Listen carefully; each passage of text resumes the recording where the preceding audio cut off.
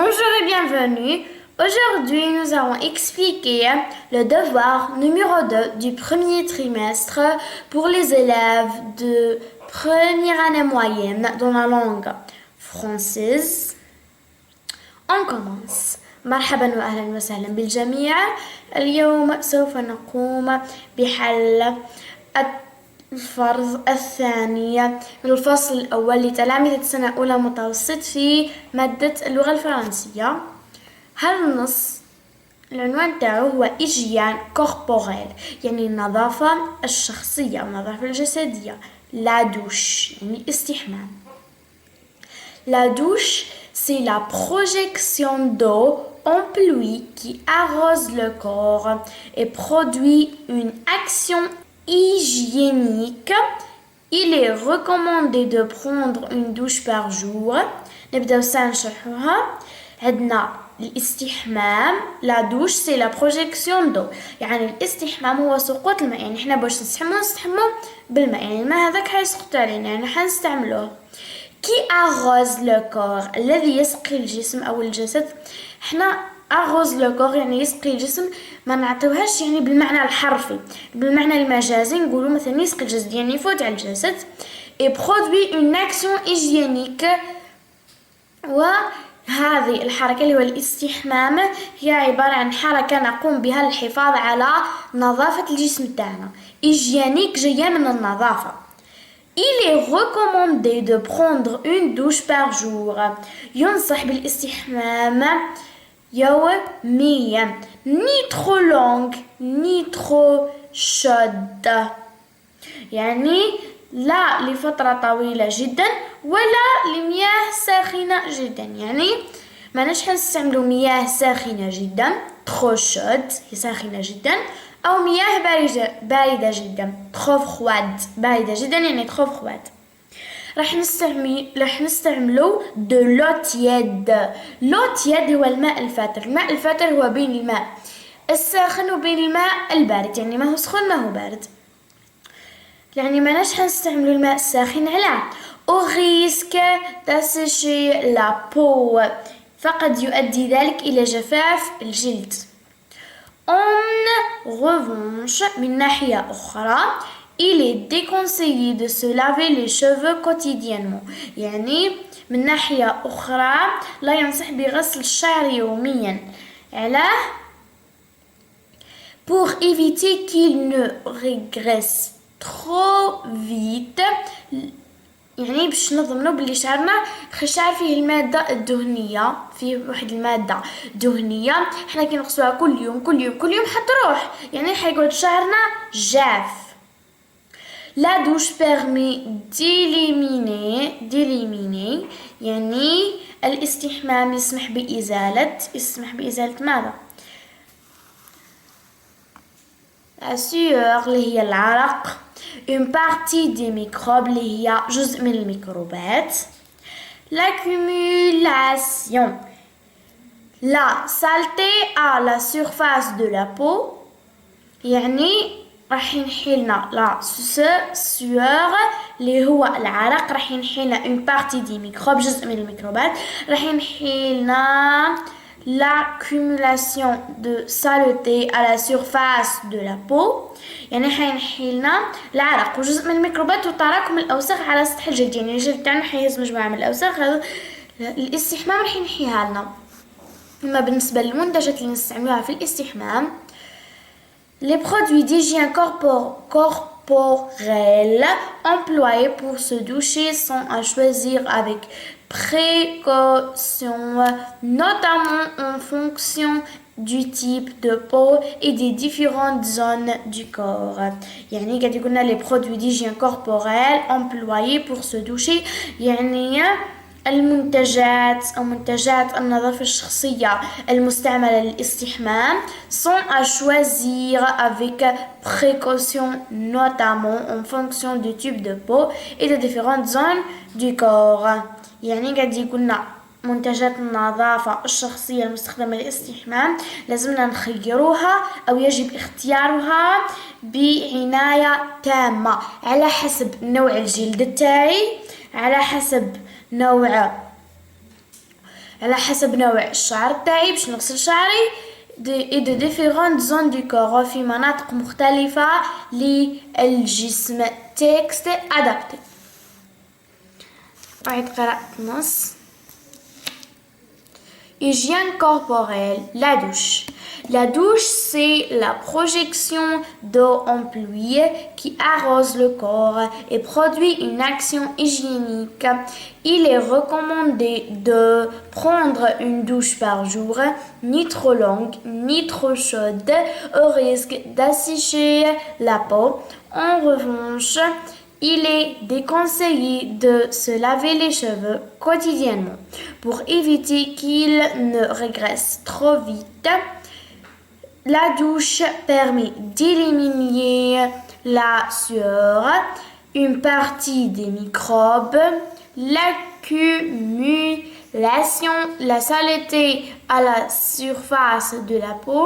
Les produits d'hygiène corporelle employés pour se doucher sont à choisir avec précaution, notamment en fonction du type de peau et de différentes zones du corps. Compréhension de l'écrit, partie numéro 1. Lis le texte, يعني قلنا اقرأ النص puis réponds aux questions suivantes ثم أجب على الأسئلة التالية. عطانا مجموعة من الأسئلة. Dans ce texte يعني في هذا النص الكاتب اش راه يدير؟ الكاتب هل هو يحكي لنا raconte أما أو الكاتب explique يعني يشرح لنا أو décrit أو يصف لنا. هل الكاتب يصف لنا حاجة؟ هل هو يحكي لنا حاجة؟ هنايا نرجع للنص. كي نرجع للنص واش نلقاوه بلي قاعد يشرح لنا في ماذا؟ يشرح لنا في أهمية لا دوش، يعني أهمية الاستحمام. كان يشرح لنا أهمية لا دوش، واش دير لنا لا دوش وما هي. يعطاني لا ديفينيسيون تاعها اللي هو التعريف نتاعها. ها هي كي كما نشوفوا عطاني لا ديفينيسيون اللي هي التعريف. سي كوا لا دوش؟ لا دوش سي عطانا لا دوش بيرمي ديليميني هي هذه كتقول لنا واش ماذا يزيل الاستحمام. عطانا المواد اللي لازم نستعملوها او المنتجات اللي لازم نستعملوها. اذا هنا هو يشرح il explique يعني يشرح. décrit يعني يصف، كما نقولوا يصف أحدا il décrit une personne. و raconte كما نقولوا raconte une histoire يعني يحكي قصة. le texte parle de يعني النص يتكلم عن، نص يتكلم عامة en général يعني عامة. هل هو يتكلم عن التغذية؟ هل هو يتكلم عن الميكروبات؟ أو هل هو يتكلم عن النظافة؟ الإجابة تاعنا راح تكون لا بروبرتي أو النظافة. علاه؟ لأنه هنايا راهو يهضرنا على الاستحمام أو حنايا نستحمو باش نكونو نظاف. سي سا لا بروبرتي يعني النظافة. numéro 2 يعني رقم 2 relève du texte une définition يعني اجبت من النص تعريف. التعريف هذا هو تعريف تاع لا دوش، لا définition de la douche. وراح نقولوا la douche. كتقولي la douche c'est la projection d'eau en pluie qui arrose le corps et produit une action hygiénique. هذه هي la définition. هذا هو التعريف. نكتبو la douche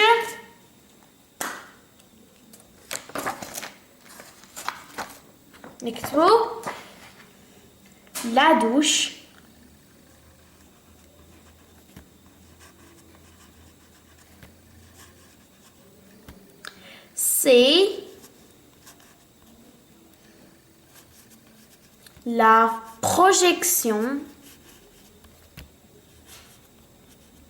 c'est la projection d'eau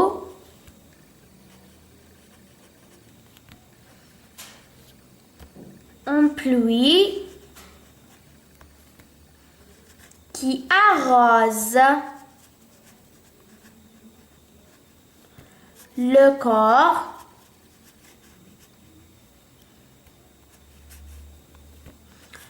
et produit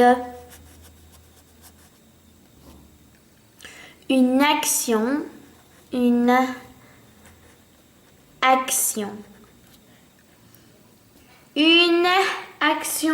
hygiénique.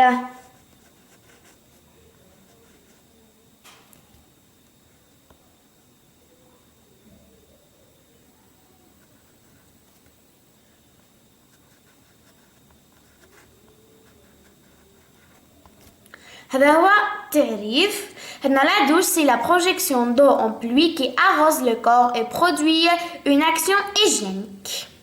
الآن تمرين رقم 3 أو سؤال رقم 3. Pourquoi il est important de prendre une douche؟ يعني لماذا الاستحمام بهذه الأهمية؟ نرجع ديما للنص.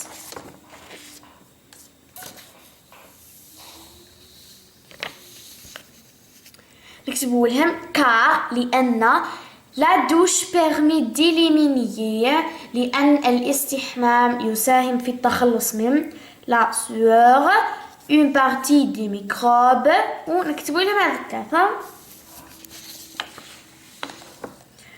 car ولا نقدروا نكتبوا ثاني il est si important ou important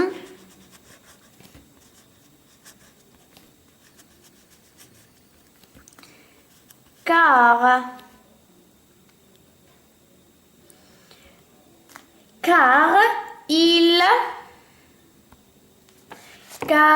il élimine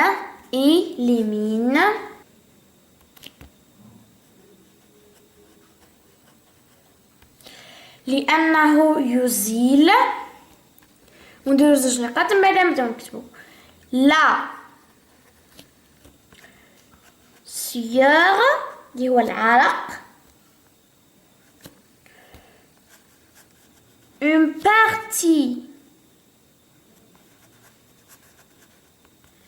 des microbes يعني جزء من الميكروبات et les saletés والأوساخ à la surface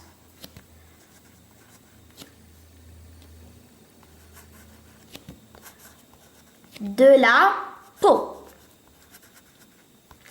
Et les saletés à la surface de la peau. les saletés هي الأوساخ على واجهة كما نقولوا على الجلد. La peau هو الجلد. Question numéro 4. Forme des noms à partir des verbes soulignés dans le texte. سطرنا في النص زوج أفعال اللي هما أغز يسقي و éliminer يعني يتخلص. وقالنا forme des noms à partir ces verbes يعني كون أسماء من هذه الأفعال. أولا عندنا أغز واش ندير لا ال ندير أبوستروف نكتبها كيما راهي لا غز. هنا نحي الأ من الفعل لا تصبح لا غزاج.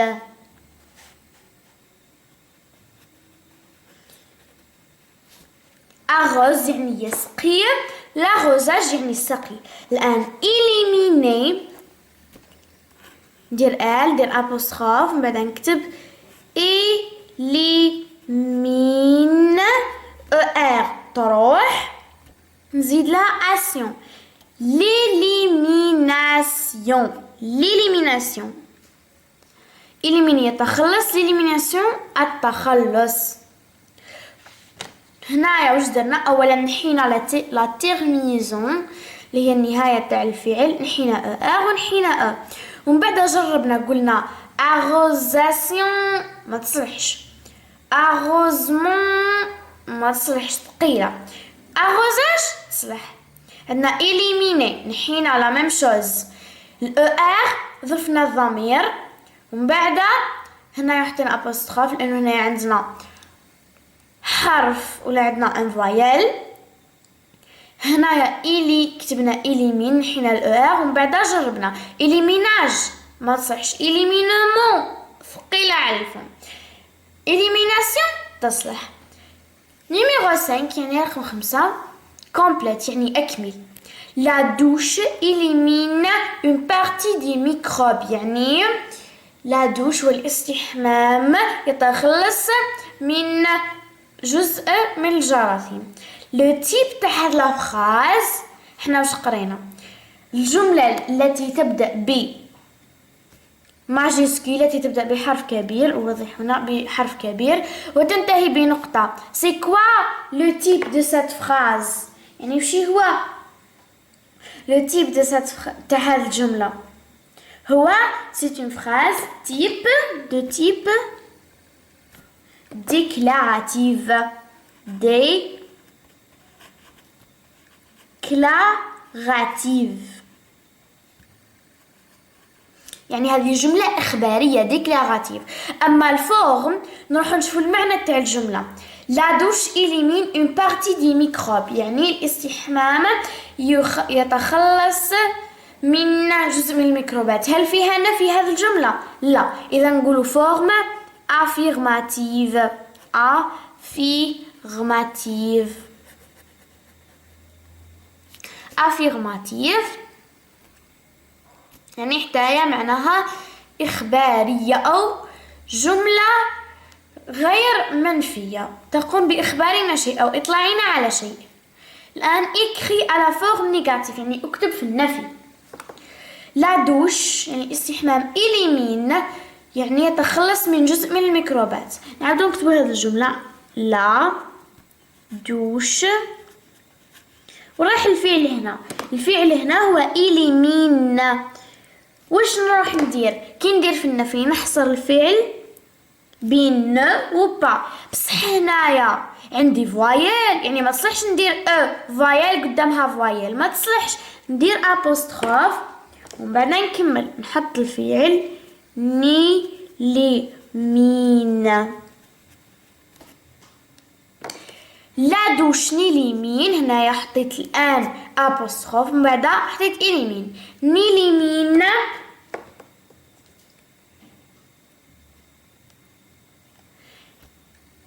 fa une partie des microbes.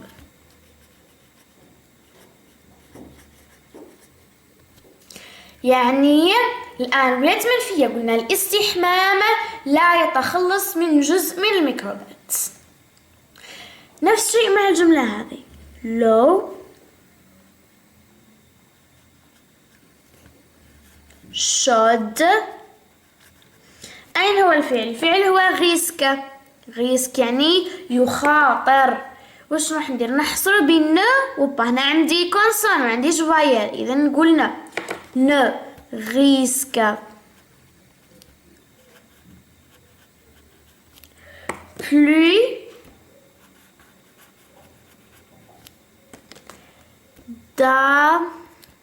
d'assécher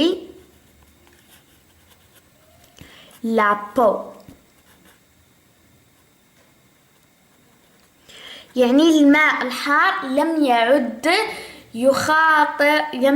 يخاطر بجفاف الجلد. رقم 6 numéro 6 mais au présent de l'indicatif يعني يحط في زمن الحال البسيط. le savon et l'eau يعني الصابون والماء. le savon et l'eau واش نعوضوهم؟ قلنا هذو جمع الصابون والماء نقول عليهم هم. واش نعوضوهم؟ نعوضوهم ب il بعد نصرف الفعل إليميني نحيلو نكتبو كيما راهو. بعد وش هي لا تيرمينيزون تاع إل افيك اس في البريزون دو لانديكاتيف في زمن الحاضر البسيط؟ هي ENT. il élimine une partie des microbes أي هم عوضتها بهم. الصابون والماء عوضتها بهم. هم يتخلصون من جزء من الميكروبات. toi et tes amis. باش نقدر نعوضها انت وزميلاتك. هنا نلاحظ ونركز نركز نركز نركز. امي، انا ما نعرف كلمه امي يعني صديق. امي بالأ معناها صديقه، ونزيد لها الاس. راح نقول صديق في الجمع، هما عم بالي في اللغة العربية نقولوا أصدقاء، لكن هل حنقول صديق مذكر أو صديق مؤنث؟ لأنه نقولوا صديقات وأصدقاء. صديقاتي. أمي نزيد لها اس يعني صديقاتي.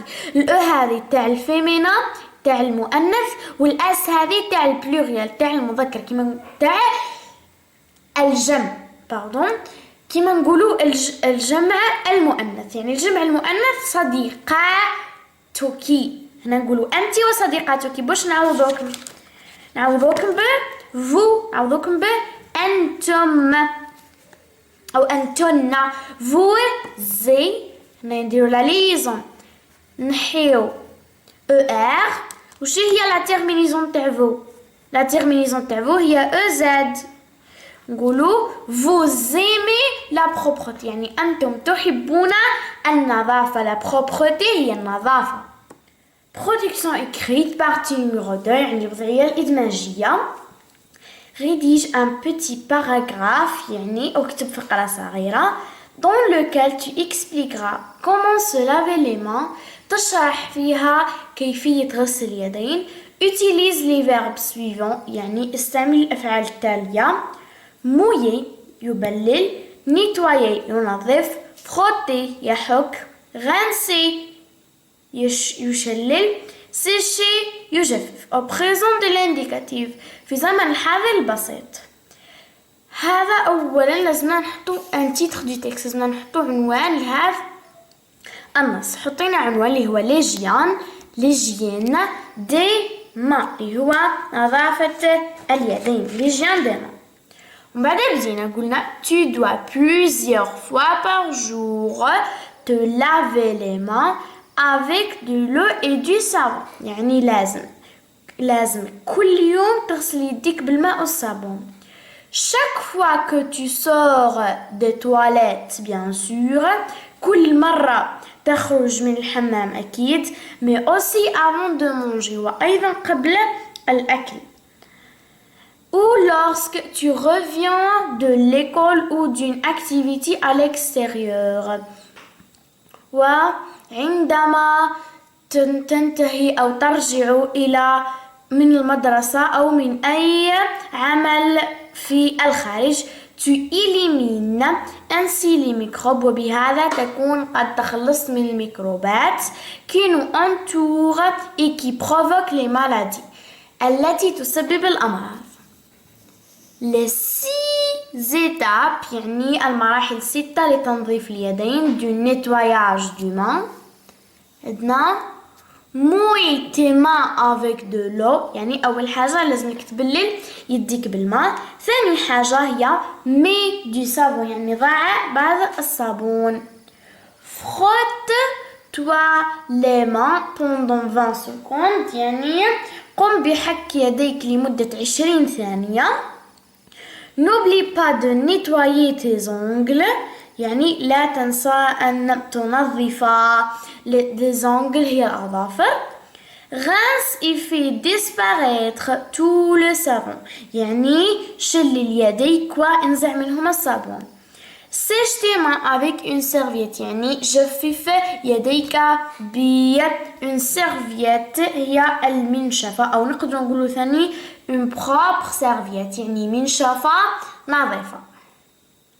هنايا واش نلاحظوا؟ أولا واش درت؟ عطيت un titre pour le texte يعني عطيت عنوان للنص un titre du texte، ومن بعد خليت فراغ وبديت عرفت وقتاه لازمني نغسل يديا، ثم عطيت لي زيتاب اللي هي المراحل أو مراحل غسل اليدين. ووظفت الأفعال اللي قالها لي في زمن الحاضر البسيط، وأنا مش شرط يعني الفعل اللي يقوله لي لازم نوظف غير هذيك الأفعال، ما نوظفش أفعال أخرى، لازم نوظف هذيك الأفعال اللي عطاها لي ونوظف ثاني أفعال أخرى، ماشي غير نوظف غير اللي عطاها لي. مثلا أنا وظفت مويي، فخوتي، نيتوايي، غنسي. عندنا موي من مويي، frotter, nettoyer, la même chose, rincer, sèche, sécher. ووظفت أيضا أفعال كيما مي الأصل تاعو ماتر، كيما أوبلي الأصل تاعو أوبليي، كيما في الأصل تاعو فيغ. وهكذا. أعيد القراءة.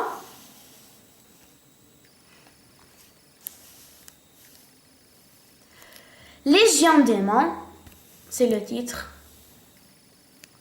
Tu dois plusieurs fois par jour te laver les mains avec de l'eau et du savon. Chaque jour ou chaque fois que tu sors des toilettes, bien sûr, mais aussi avant de manger ou lorsque tu reviens de l'école ou d'une activité à l'extérieur. Tu élimines ainsi les microbes qui nous entourent et qui provoquent des maladies.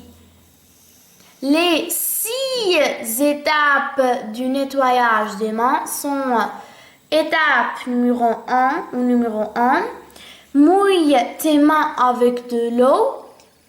Numéro 2, mets du savon. Numéro 3, frotte-toi les mains pendant 20 secondes. Numéro 4, n'oublie pas de nettoyer tes ongles. Numéro 5, rince et fais disparaître tout le savon. Et la dernière, où finalement, sèche tes mains avec une serviette ou une serviette propre. Et à la fin, ou finalement, merci pour votre attention. Au revoir mes amis pour la prochaine vidéo.